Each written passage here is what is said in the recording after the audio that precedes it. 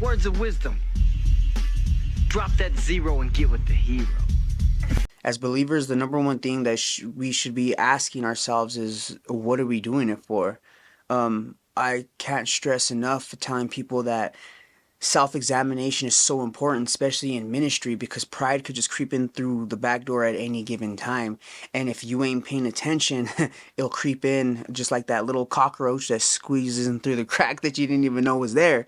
So always stay alert, stay in the word, and constantly just self-examine your heart and where you're at and your motives. And even if you're fine, me as who I am, I like to personally ask God to, if there's any hidden motives within from myself, like if I'm wrong in any way, shape, or form, or anything's in wrong motives, please remove it. And I ask him to just empty me of myself and fill me with his spirit. Help me to think like how he thinks, and instead of seeing how I want to see or going based off of my emotions.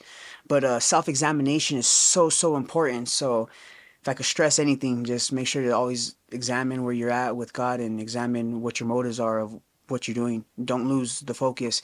If you're in ministry and you're starting to lose focus on God, I would suggest step back and put it down, and just get your faith right before stepping out there, because you don't want to go out into ministry and the next thing you know, you're misleading people because you're not right. Make sure your headspace is good, and you have that sound mind like the Lord tells us to have. But yeah.